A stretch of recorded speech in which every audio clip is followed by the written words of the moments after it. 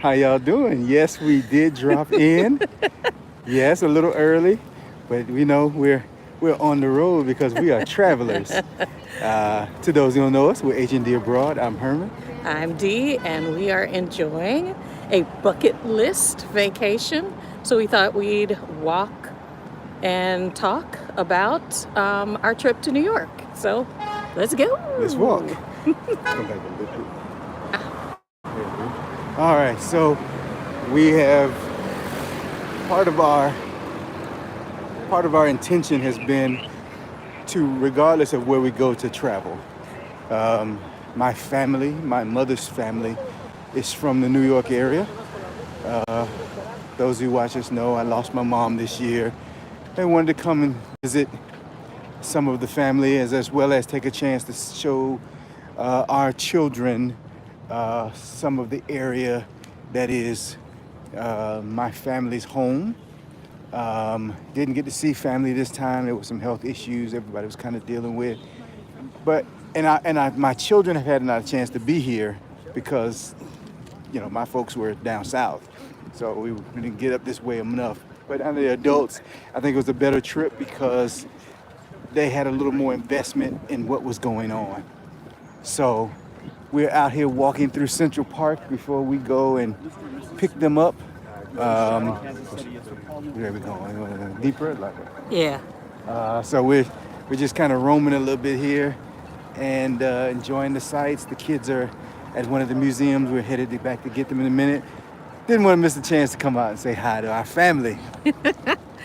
Yeah. So one of the things I wanted to talk about today was, let's see, I think it was Stephanie that was talking about bucket lists last week, Stephanie Perry. And one of the things that we wanted to do was see family before we leave next year. And to see some places that are kind of quintessential American. Even with, I guess you can call it conflict, friction about the Black in America experience. This is where I was born. This is where we, Created a life. yeah, where we created a life, and we wanted to have some final memories. We're making the places that we're going, coordinate with seeing friends and family, and but also taking our young people with us to give us more time with them. Y'all, 5 grown people together. I'm just telling you. It's the reason we have separate houses, ladies and gentlemen. It's the reason we have separate houses.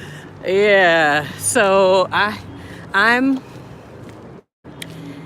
it's not until you have these experiences as mothers that you go, yeah, that's why you live on your own, so that you can have your own sleep schedule, eating schedule, choosing where you want to go, because 5 people want to go 5 different places. So good morning, Stephen. Good to see you. It also reminds us, when they were little, sometimes things like going to church, and we would try to figure out why were they always fussy, right as the sermon would start or right at the middle of the service. And then we would have to remember that would be the time of day when they would usually be, at nap at school or during snack at school. And we learned to adjust how we, fellowshipped and interacted based on what was a part of their regular day lives, not just that one day in church. And on this trip, having to take that same thing into consideration. We have children that work overnight, so they sleep during the day. So, we're trying to get out at 8, 9 o'clock in the morning to see the city.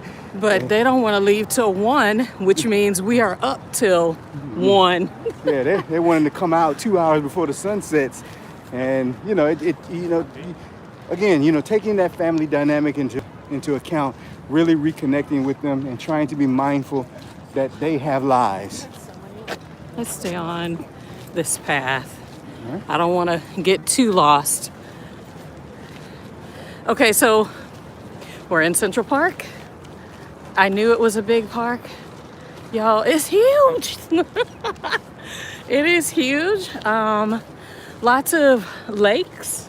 We drove around last night, It was raining all day yesterday. but it was raining, so, and the traffic. This is why I cannot do driving in Mexico City. We will never drive in Mexico City. Okay? It was bad enough, just, experiencing it from the back seat, but watching him drive and sitting next to him, I was taking big breaths. Good morning, D. Walker. So, yeah, just so many people out exercising. Oh, We're on yeah, the side of the yeah. busy So, city. So we're just enjoying this walk, and this time it's busy and full. We don't live in as busy an area, and so this kind of activity is a bit invigorating to see people engaging. As you see, running and walking and riding the catamarans, and last night all of them had New York music playing. and holiday music. So So, getting a chance to visit spaces and areas that are, we've said before, I don't want to take for granted the beauty that is this country. Despite the conflicts that we have, despite the disagreements that we have, we love our country. We don't always love what it represents, yeah. or how we feel in the space. But there will be a connection. Absolutely. There's a connection. I would never not be an American. I just may not be in America. And that's the choice I'm feeling that is best for the future of my life, for my peace and sanity. Just wanting to engage in spaces that, the diversity of what I've seen here this week has been great. Amazing. I mean, I grew up in a diverse community, and this diversity has been invigorating. No, what he's really saying is the diversity of food Well, that too. has been Oh, invigorating. that's been just. I've had some Italian, I've had some Indian, I've had some Asian, And I've I've had some good vegan Caribbean. food, too. We had good vegan food. Man, we struggle. We live in a city that should be far more diverse because it's a transient place for military and contractors who come to work for the military. And we are stuck on Pizza. Mexican, and burgers. Yep. And as much as I love Mexican, for obvious reasons, and there's so much Mexican I want to eat whenever I want to go out. I like a diverse opportunity. We've seen Salvadorian, Ecuadorian. Mm-hmm. We went to the whole Japanese market. Right. We got to go to Chinatown. We had some Pakistani food yesterday that was amazing. So, I mean, just that level of diversity, get that shot right there. Oh, wow. I don't know if you can see it over the light. Hold on. There we go. The buildings. Some of the skyline. Oh, right behind you. There's it. That's probably your best light skyline wise. Ooh. Wow. Yeah, we spent some time in Harlem Oh yeah. yesterday. Went by Talked Sylvia's. about, we had dinner at Sylvia's. Went by the Red Rooster, which is Marcus Samuelson, our Ethiopian Iron Chef. Yeah, Sabangle, we're at Central Park in New York. So, yeah. Oh, thank you, Stephen. Yeah, we will, let's see, so one of the big decision points about where is mostly about work. So some of the employers that we're looking at, say that I can work from anywhere. I just have to be available during their core hours. So in Japan, that can be a little weird. If I'm in Europe, it could be spot on. In the US, it would just be late, like late in the evening to the early morning.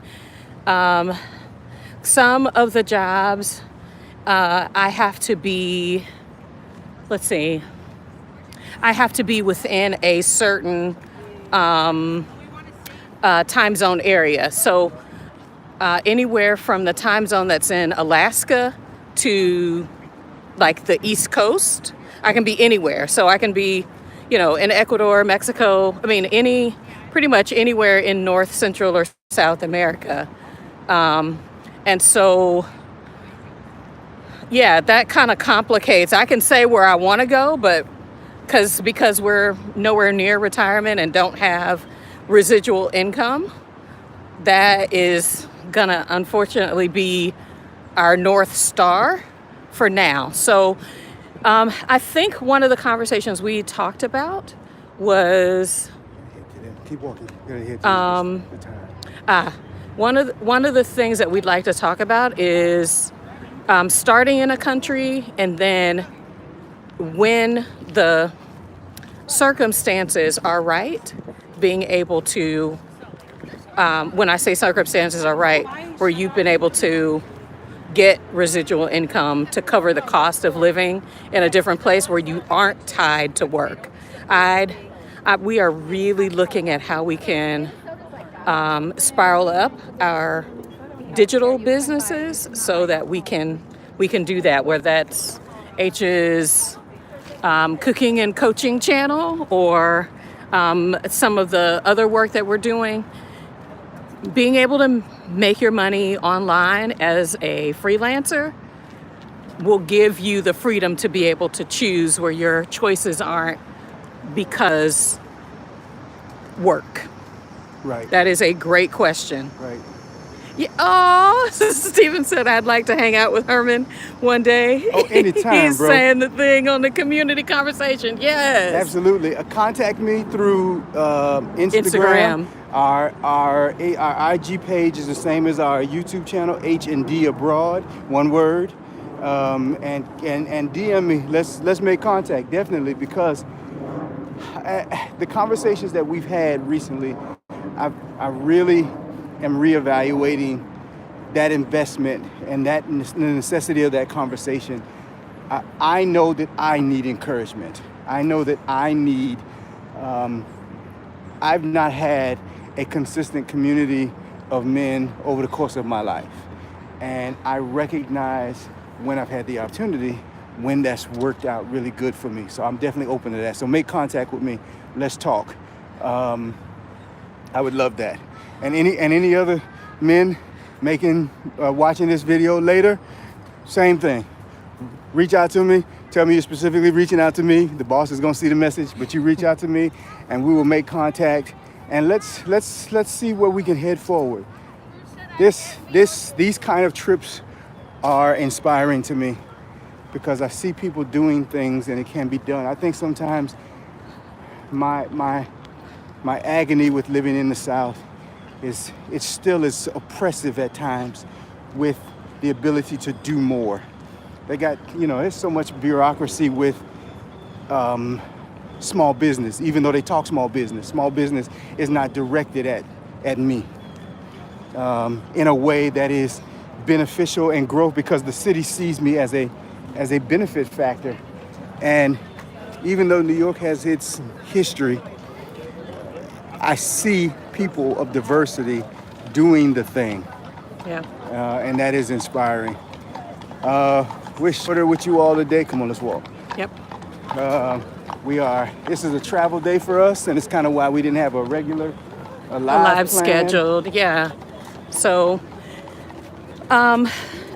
travel hacks. We just found a new one. So my daughter and I's suitcase, even though it is the proper size for fitting in as a carry-on, it was too big to go through the scanner at the airport when you go through security. So I remembered that as we were pulling up to the airport, and I was like, oh my gosh, that's $30 per luggage. So I went to the counter and I told the agent, and she said, I will count your suitcase as a what did she say? She said it was a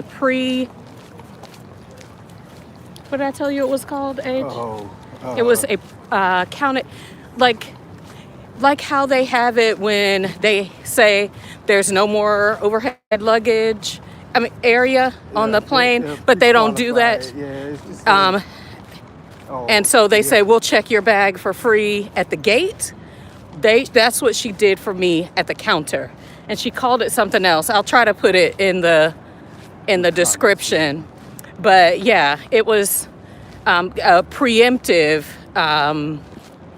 like I volunteered to put my luggage underneath, just like they would do at the gate. And I didn't even know that that was a possibility. That saved us $60. So hopefully that will be a hack if You need it. if you need it, for sure. Let's see. I thought he was a chef. I've been a home chef since 12. What I have noticed, even when I was teaching, is that more men cook than women, and I didn't know that. Well- I did not realize that. Well, home. You know, in what I've noticed in the international community around the world, a lot of times on the street in certain countries, a lot of countries, the cooks on the street, the business owners are men, but at home, the women are all the chefs. I know Asian countries, a lot of the street vendors are women. I'm a personal believer that chefs are best cooks. And, you know, I know that chef has been, reserved for people who went to culinary school. I did not go to culinary school. I've taken all the experience that I've learned been doing some level of cooking since I was a little guy. And stuff we did in college, stuff I've learned through trials that we've had and adjustments that we had, as well as actually working in the culinary field for the last 10 years. It's about fun. It's about enjoying. I know people who will never have a channel or who cook better than I do, and I just learn. I do the best I can with what I have, and I enjoy that, and I try to make it better, and I try to learn and share the simplicities that come in the joy of eating. I think a lot of people are afraid of cooking because they see it as complex, because they come to it unprepared. Wrong knives, wrong skillets, wrong product. So that's what I'm hoping to share in my experiences in the culinary world, man. It's just enjoy it and eat it, and be adventurous. I think Fail. Yeah, and fail. That's one thing my kids struggle with. I was like, I don't care if you burn it up. Did you try? Yeah. You'll know, don't do it like that. Right. No more.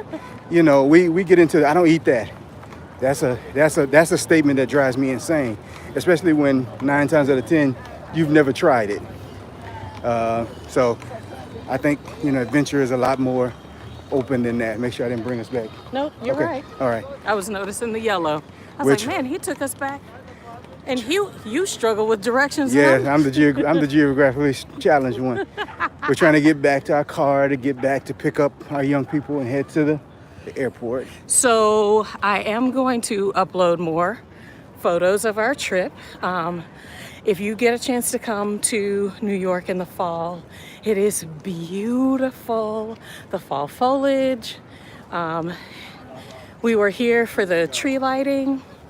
And we're gonna post probably a video or two, upload those over the next day or so.